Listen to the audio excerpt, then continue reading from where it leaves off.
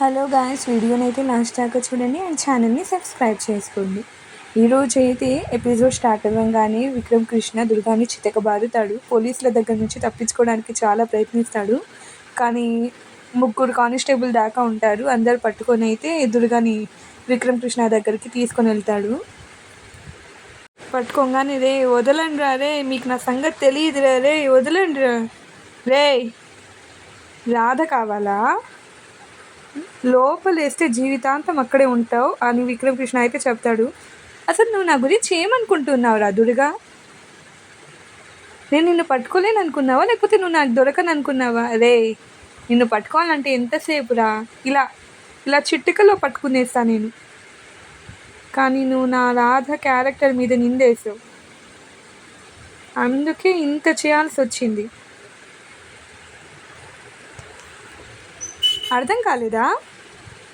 అస్సలు అర్థం కావడం లేదు కదా అని చెప్పి అసలు బ్యాక్ స్టోరీ మొత్తం చెప్తాడు. నువ్వేం మాట్లాడావో అవి మా ఇంట్లో వాళ్ళందరూ ఎలా విన్నారు, అసలు నువ్వు ఇక్కడ ఎలా ఉన్నావని నాకు ఎలా తెలిసిందో నీకు అర్థం కావడం లేదు కదా అని చెప్పి మైక్రోఫోన్ అనేది పెట్టుంటాడు ఆల్రెడీ, చిప్ అనేది దుర్గా జేబులో. దానివల్ల తన మాటలు తను ఎక్కడున్నాడో మొత్తము ఫాలో అవుతూ వచ్చాడు విక్రమ్ అయితే. నీకు తెలియకుండా నీకే వర్క్ పెట్టారా అని అయితే చెప్తాడు. అదెప్పుడు పెట్టావని అయితే దుర్గా అయితే షాక్ అయిపోతాడు. అసలు ఫుల్ షాక్ దుర్గా అది చూడంగానే. అసలు ఎప్పుడు పెట్టావు, ఎక్కడ పెట్టావు, నా పాకెట్లో ఎప్పుడు పెట్టావురా అని చెప్పి. ప్లాన్ ఏ మిస్ అయితే ప్లాన్ బి ఉండాలిరా అని చెప్పి విక్రమ్ కృష్ణ చెప్తాడు.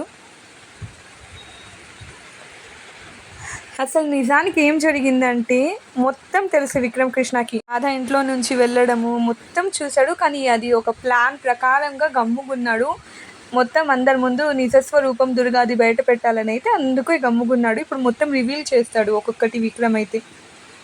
ఇప్పుడైతే దుర్గా అయితే ఇంకా రాధ నవ్వకు, నాకు బీపీ వస్తుందని అయితే చెప్తాడు. అది చిప్ చూపింగానే రాధ నవ్వితే, రే నా దగ్గర అసలు బగ్గే ఎలా పెట్టావురా, అది సరేరా వీర వెంకట దుర్గా ప్రసాద్, నువ్వే తెలివైన వాడు అని గొప్ప ఫీలింగ్ కదా నీకు. నువ్వు ఫస్ట్ టైం ఇంటికి వచ్చిన గంటలోనే నీ మీద ఫోకస్ పెట్టారా, నీ డేటాని బర్త్ సర్టిఫికేట్ నుంచి అన్నిటినీ సంపాదించా. మా ఇంటి దగ్గరకు వచ్చింది, కటన్ చాటిన దాక్కుంది, టెర్రస్ పైన వెయిట్ చేసింది, సెక్యూరిటీ డ్రెస్లో వచ్చింది, అంతా నాకు తెలుసురా అని అయితే చెప్తాడు. ఆఖరికి జైలు దగ్గర ఆటో వాళ్ళలాగా వచ్చింది, అంబులెన్స్లో నువ్వు ఉందని చెప్పింది, అండ్ రాధ నీతో పాటు అంబులెన్స్లో ఉందని మొత్తం తెలుసురా నాకు. రాధ ఇంట్లో నుంచి బయటికి వెళ్ళడం కూడా తెలుసురా నాకు. అయినా ఎందుకు ఆపలేదు చెప్పు, ఇలా నిన్ను పట్టుబట్టాలని, ఇలా రాధని అందరి ముందు నిజాయితీగా నిరూపించాలని నిన్ను పట్టుకోలేదు. అప్పుడు మనసులో నార్మల్గా ఇంట్లో నుంచి వెళ్ళేటప్పుడు కూడా రాధ అనుకుంటాడు మనసులో, సారీ రాధ ఇది కావాలని చేశాను నేను, దుర్గా నోటి నుంచి నిజం చెప్పాలని అయితే పాపం ఆ రోజైతే అనుకుని ఉంటాడు. అది మొత్తం చూపిస్తారు ఫ్లాష్ బ్యాక్. నువ్వేం భయపడుకు, నువ్వేం బాధపడుకు, నేను ప్రతి క్షణం నీ నీళ్ళ ఉంటానని చెప్పి అయితే ఆ రోజు అనుకుంటాడు ఇంట్లో నుంచి వెళ్ళేటప్పుడు రాధ అయితే. నాకు నువ్వు కాదురా కావాల్సింది, రాధని నిర్దోషిగా నిరూపించడం కావాలి.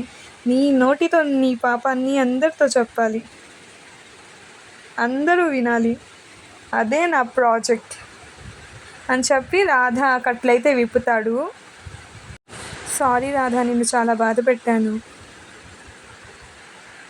వీడికి నీ తరపున ఒక గిఫ్ట్ అయితే ఇవ్వవా రాధ అని అయితే చెప్తాడు. అప్పుడు వెళ్ళి రాధ దుర్గాకి ఒక 10 చెంపదెబ్బలైనా కొట్టుంటుంది. రాధా రాధా అని అరుస్తూనే ఉంటాడు వాడైతే. రే అని చెప్పి అయితే కొడుతుంది ఫుల్. ఛీ వెధవ రాధా, ఇదేది మర్చిపోను రాధా, ఇదేది మర్చిపోను, రే చాలు పోరా అని అయితే విక్రమ్ కృష్ణ ఇంకా వెళ్ళిపోమని చెప్పి ఇంకా చెప్తాడు. అప్పుడు కానిస్టేబుల్ అయితే లాక్కొని వెళ్తారు. ఇంకా అది అవ్వగానే ఇంకా విక్రమ్ కృష్ణని హక్ చేసుకుంటుంది రాధ, థ్యాంక్స్ అని చెప్పుకుంటుంది. భయపడి ఉంటుంది ఇంత జరిగింది కాబట్టి. Thank you so much. Thank you Vikram Krishna గారు అని అయితే చెప్పుకుంటుంది. ఇంకా సారీ రాధా అని విక్రమ్ కృష్ణ కూడా చెప్తాడు ఇంకా అలా బాధ పెట్టినందుకు. దాని తర్వాత ఇంకా ఇంటికైతే తీసుకొని వెళ్తాడు. ఇంటికి వెళ్ళంగానే వాళ్ళ అమ్మ ఇంకా పరిగెత్తుకొని వస్తుంది రాధా దగ్గరికి. ఇంకా విక్రమ్ కృష్ణ చెప్తాడు, మీకు మాట ఇచ్చినట్టు రాధని తీసుకొని వచ్చాను అని అయితే చెప్తాడు. ఇంకా వాళ్ళిద్దరు అమ్మ కూతుళ్ళు అయితే హగ్ చేసుకుంటారు. ఎలా ఉన్నావు అమ్మాయి, నీకేమైందని ఎంత భయపడ్డానమ్మా అని అయితే చెప్పుకొని ఏడుస్తుంది వాళ్ళ అమ్మ అయితే. నువ్వు క్షేమంగా వచ్చావు అదే చాలు నాకు అని అయితే. ఇంకా విక్రమ్ కూడా అది చూసి వాళ్ళది హ్యాపీగా ఫీల్ అవుతాడు. ఇంకా అది అవ్వంగానే ఇంకా హారతి ఇస్తారు వాళ్ళిద్దరికి తీసుకుని వెళ్ళి. విక్రమ్ కృష్ణ వాళ్ళ అమ్మ నాన్న సంతోషంగా ఉంటారు తను చూడంగానే. వాళ్ళిద్దరే కలిసి హారతి కూడా ఇస్తారు రాధాకి. ఇంకా ఇంట్లోకి రామ కుడికాళ్ళు పెట్టి అని అయితే చెప్తే ఇంకా ఇంట్లోకి సంతోషంగా అయితే వెళ్తుంది రాధా విక్రమ్ ఇద్దరు కలిసి చేయి పెట్టుకొని ఇద్దరు. ఇంకా అందరు బయటికి వస్తారు. ఇంకా విక్రమ్ కృష్ణ ఫుల్ అందరినీ కడిగేస్తాడు అసలు అడిగి.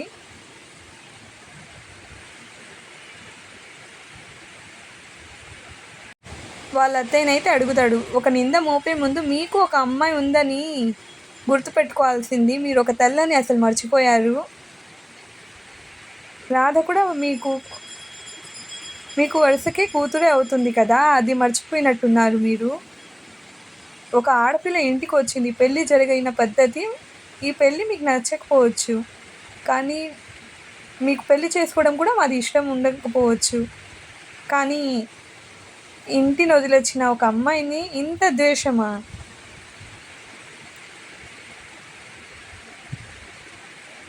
ఒక ఆడపిల్ల వ్యక్తిత్వాన్ని చంపేసి పంపించేశారు అసలు మీరు. ఒక అమ్మాయిని మాటలతో మీ చేతలతో చిత్రవాత చేశారు.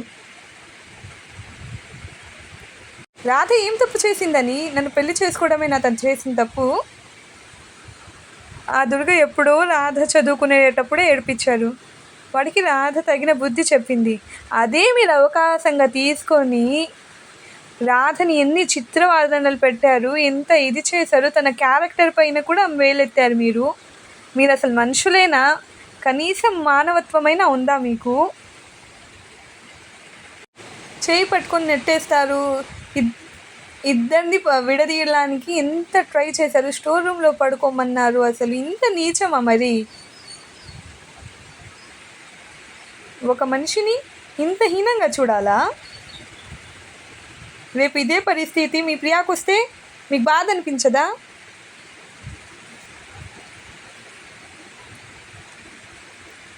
చదువుకున్నవారు, సొసైటీలో మంచి పేరున్నవారు, పొలిటికల్గా కూడా మంచి పొజిషన్లో ఉన్నవారు, మీ ఆలోచనలు ఆకాశం ఎంత ఎత్తుండాలి, కానీ పాతాళంలో పడిపోయేలా ఎందుకు బిహేవ్ చేస్తున్నారు? బుద్ధి లేదా అని తిట్టాలని ఉంది, కానీ నాకన్నా పెద్దవారు అత్త స్థానంలో ఉన్నారు. మిమ్మల్ని ఒక మాట అంటే నా వ్యక్తిత్వం పడిపోతుంది. రాధ రాల్చిన కన్నీళ్ళు, రాధ నిద్రలేని రాత్రులు, రాధ మనోవేదన, రాధ అవమానాలు, ఇవన్నీ ఎవరు తిరిగిస్తారు? మీదిస్తారా? ఒక మాట అనే ముందు ఆలోచించాలి. సంస్కారం లేకుండా నోటికొచ్చినట్టు చెప్పడం కాదు. అసలు ఏమైనా నా అత్త ఇది? అసలు నువ్వు చేసింది ఏమైనా నీకైనా న్యాయం అనిపిస్తుందా? ఒక అమ్మాయిని చెడిపోయిన దానిలాగా చిత్రీకరించడానికి అందరు చాలా కష్టపడ్డారు. నీ స్థాయికి తగినట్టు నీ ఆలోచనలు ఉండడం లేదత్తయ్యా. నేను చెప్పే స్థాయికి నన్ను తీసుకురాలేదు. నేను చెప్పే స్థాయికి మీరు పడిపోయారు. ప్రియా, నిన్ను లాగిపెట్టి చెంపదెబ్బ కొట్టాలనుంది. ఒక్క చెంపదెబ్బ శిక్ష నీకు సరిపోదు, 100 చెంపదెబ్బలైనా కుట్టాలి అసలు నీకు గుర్తుందా అసలు? ఒకసారి రాధ బట్టలు కాల్ చేసినప్పుడు నిన్ను కొట్టబోతే రాధే ఆపింది. అలా అమ్మాయిని అందరి ముందు అలా కొట్టకూడదు, చెయ్యి ఎత్తుతావా, అలా చేయడం మంచిది కాదు అని. అది రాధ సంస్కారం. కానీ నువ్వు నీకు నాకు పెళ్లి జరగలేదని రాధని ఎంత చిత్రవాదన పెడుతున్నావు.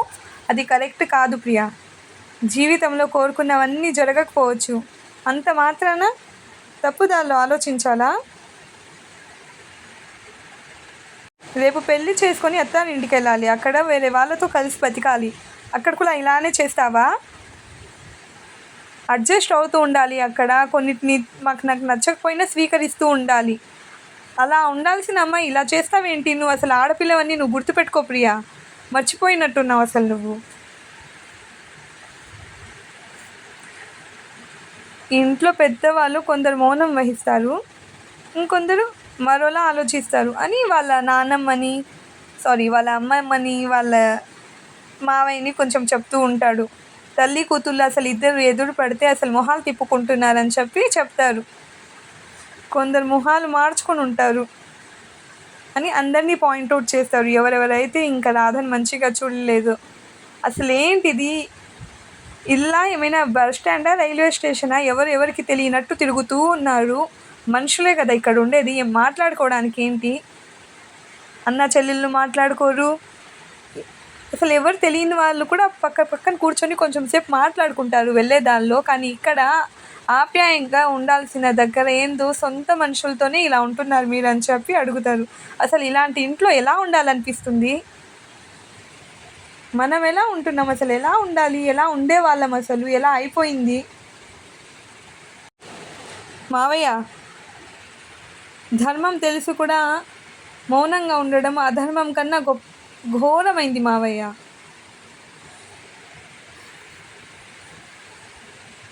అమ్మమ్మ, నేను నీ మనవడినైతే రాధ నీకు మనవరాలే కదా. పాత తరం వాళ్ళకే ప్రేమలు ఎక్కువ అంటారు, కానీ ద్వేషాలు ఎక్కువ అని నేనెక్కడ వినలేదమ్మమ్మ. నిన్ను చూస్తుంటేనే తెలుస్తుంది. అసలు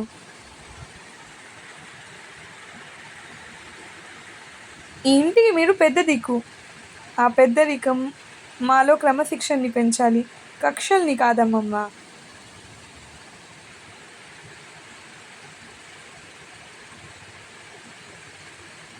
పద రాధ. ఇంకా అలా ఇంకా మొత్తం చెప్పిన తర్వాత రాధనైతే ఇంకా పద రాధ వెళ్దామని చెప్పినైతే ఇంకా చేయి పట్టుకొని వెళ్తూ ఉంటాడు. అప్పుడే వాళ్ళమ్మ రాధ చేయి పట్టుకొని ఆపేస్తుంది. ఆగు రాధ, నువ్వు వెళ్ళడానికి వీల్లేదు, నువ్వు నాతో పాటు మా ఇంటికి వస్తున్నావు అయితే ఇంకా వాళ్ళమ్మ చెప్తుంది, మన ఇంటికి వెళ్దాము, ఇక్కడ వద్దు, ఇలాంటి మనుషుల మధ్యనొద్దు, నువ్వు ఇలా అందరు ఇలా అవమానిస్తుంటే అస్సలు వద్దమ్మా నువ్వు. వీళ్ళెవ్వరికీ అసలు నీ మీద కొంచెం కూడా ప్రేమ జాలి ఏమీ లేదు. ఇంతమంది ద్వేషిస్తున్న ఇంట్లో నువ్వు వద్దమ్మా, నువ్వు ఎలా కాపురం చేస్తావమ్మా, నాతో పాటు వచ్చేయమ్మా అని అయితే పాపం ఏడుస్తుంది వాళ్ళమ్మ. అయితే ఇక్కడ వద్దు, మన ఇంటికి వెళ్ళిపోదాం పదా. ఇంకా చెప్పంగానే ఇంకా రాధ మాత్రం ఇంకా అప్పటికప్పుడు ఒక క్షణం కూడా ఆలోచించకుండా నేను రానమ్మా అని చెప్తుంది. అప్పుడు వాళ్ళమ్మ, అదేంటమ్మా ఇంత జరిగాక కూడా రావాలనిపించట్లేదా అని చెప్తుంది. ఇంత జరిగింది కాబట్టే రానంటున్నానమ్మా, అసలు ఎందుకు రావాలమ్మా?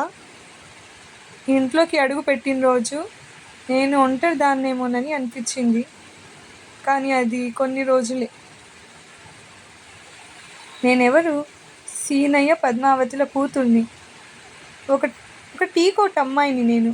కానీ ఇక్కడ చాలామంది నేను ఈ టీ కొట్టని మర్చిపోయినా అనుక్షణం గుర్తు చేస్తూనే ఉన్నారమ్మా.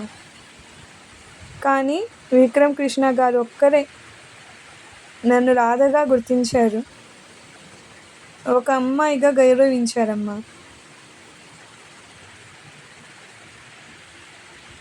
ఈ ఇల్లు చాలా ఖరీదైనది, అందమైనది. కానీ ఇంట్లో అందరికీ అందమైన మనసు ఉండాలని ఏం రూల్ లేదు కదమ్మా.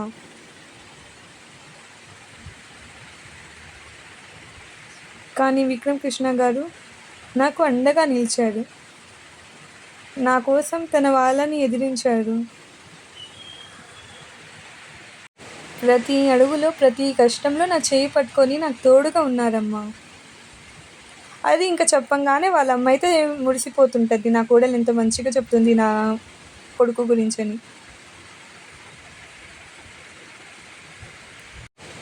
చిన్నప్పటి నుంచి నాన్నే నా లోకం, నాన్నే నా ప్రపంచం. ఎప్పుడు ఏ కష్టంలో ఉన్నా నాన్నే గుర్తుకొచ్చేవారు. కానీ ఇంట్లో అడుగుపెట్టాక కష్టం వస్తే నాకు విక్రమ్ కృష్ణ గారే గుర్తొస్తున్నారమ్మా.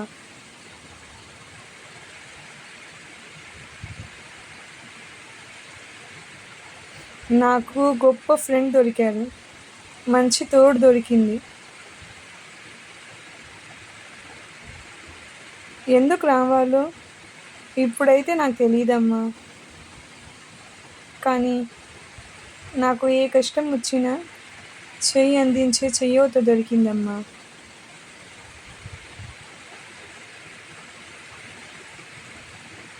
నా గురించి నువ్వేం కంగారు పడకమ్మా.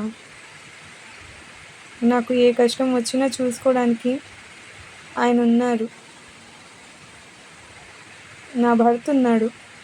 అలా అని చెప్పి ఇంకా నేను రానమ్మా, తండ్రి స్థానంలో నాకు నా భర్త ఉన్నాడు అని చెప్పైతే భర్తతో వెళ్ళిపోతుంది. నువ్వు వెళ్ళమ్మా, నేను మంచిగానే ఉంటాను. అంత అవసరం ఉంటే నేనే చెప్తా కదమ్మా, నాకు ఈయనున్నాడు, అది చాలు నాకు అని చెప్పేసి ఇంకా వాళ్ళమ్మనైతే వెళ్ళిపోమంటుంది. సరే అమ్మ అని అయితే వాళ్ళమ్మ కూడా ఏం చెప్పకుండా వెళ్ళిపోతుంది. ఇంకా ప్రియా లోపలికి వచ్చి వస్తువులు మొత్తం చిందరు విందరుగా పడేస్తూ ఉంటుంది. ఇంకా అరుస్తూ రాధ మీద కోపం మొత్తం ఇంకా వస్తువుల మీద చూపించి అన్ని వస్తువులు అయితే పడేస్తూ ఉంటుంది.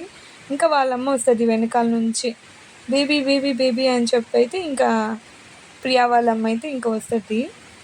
కూల్ బేబీ ఏం చేస్తున్నావు బేబీ, ఎందుకు బేబీ కోప్పడుతున్నావు, ఆగు బేబీ, రిలాక్స్ అవ్వు బేబీ అని అయితే ఇంకా చెప్తుంది. ఏం జరిగినైనా కూల్గా ఉండాలంటే నేను నా వల్ల కాదమ్మా, నేను పొలిటీషియన్ కాదు, నీలాగా ఒక జస్ట్ ఆడపిల్లనమ్మా, నేను నీలాగా కూల్గా ఉండలేనని అయితే అరుస్తుంది వాళ్ళమ్మ పైకి. నాకు బావకి మధ్య ఆ రాధ వచ్చినా కూడా దాన్ని భరిస్తూ సహిస్తూ ఉన్నాను. ఆ దుర్గా ఎంట్రీతో రాధ ఎగ్జిట్ అయిపోద్దని అప్పుడు తన ప్లేస్ని నేను రీప్లేస్ చేయాలనుకున్నానమ్మా. చాలా హోప్స్ పెంచుకున్నా నేను, కానీ ఈ రోజుతో ఆ హోప్స్ మొత్తం పోయాయమ్మా. నాకు ఇంకా పోలేదు బేబీ అని అయితే వాళ్ళమ్మ వస్తుంది. రాధ ప్లేస్ని నువ్వు రీప్లేస్ చేస్తావన్న హోప్ నాకు ఇంకా పోలేదు బేబీ. ఒక డోర్ క్లోజ్ అయితే దేవుడు మరొక డోర్ ఓపెన్ చేస్తాడు బేబీ. ఉన్న డోర్స్ అన్నీ క్లోజ్ అయిపోయాయి మోమ్, ఓపెన్ అవ్వడానికి ఇంకొక ఛాన్స్ కూడా లేదు మోమ్. అలా డిసప్పాయింట్ అవ్వకు బేబీ. డిసప్పాయింట్ అవ్వక ఎంజాయ్ చేయాలా, ఎగరాలా, ఏంది మమ్మీ నువ్వు మాట్లాడేది? రాధ మీద నిందపోయి తను నిప్పుగా ప్రూవ్ అయినందుకు హ్యాపీగా ఏమైనా పార్టీ ఇవ్వాలా? లుక్ మై డియర్ బేబీ, ప్రస్తుతానికి ఆ రాధ గెలుచుండొచ్చు, నేను తప్పు చేయలేదు, నేను నిప్పు అని నిరూపించుకొని ఉండొచ్చు. అంత మాత్రాన ప్రతిసారి అదే గెలుస్తుందని, ప్రతిసారి తన నిజాయితే తను నిరూపించుకుంటుందని గ్యారంటీ లేదు కదా. ఒక రకంగా తను ఇప్పుడు కూడా గెలవలేదు, తన నిజాయితీని ఇంకా నిరూపించుకోలేదు. దాన్ని గెలిపించింది, నిజాలను నిరూపించింది మీ బావ.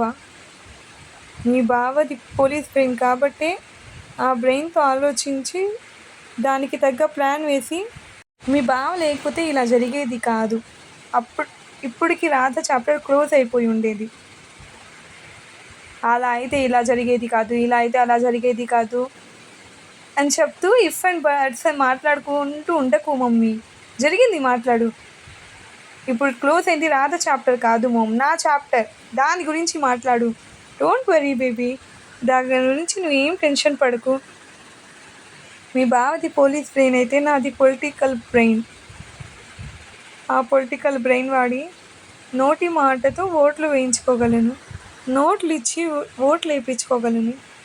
ఏం వాడామా అని ఆలోచించనమ్మా, ఓట్ పడిందా లేదా అన్నదే ఆలోచిస్తాను. అలాంటి నా పొలిటికల్ బ్రెయిన్ వాడి మీ బావ కాదు కదా, దేవుడు కూడా రాధని కాపాడలేడు విధంగా ఇరికిస్తానమ్మా. అలాంటి ప్లాన్ వేస్తా చూడు. ఆ మాస్టర్ ప్లాన్తో ఇంట్లో వాళ్ళందరూ రాధని అసహించుకునేలా చేస్తాను. మీ బావే దాన్ని మెడపట్టుకొని బయటికి నెట్టేలా చూస్తాను. నీకు మీ బావకి అంగరంగ వైభవంగా పెళ్లి చేస్తాను. ఈ డైలాగ్లు విని విని బోర్ కొడుతుంది కొంచెం కొత్తగా ఏమైనా ట్రై చేయొచ్చు కదా ప్లీజ్. అది కాదు బేబీ మోమ్, నేను ఒక మాట చెప్తాను, నువ్వేం ఫీల్ అవ్వవు కదా? అవ్వను చెప్పు.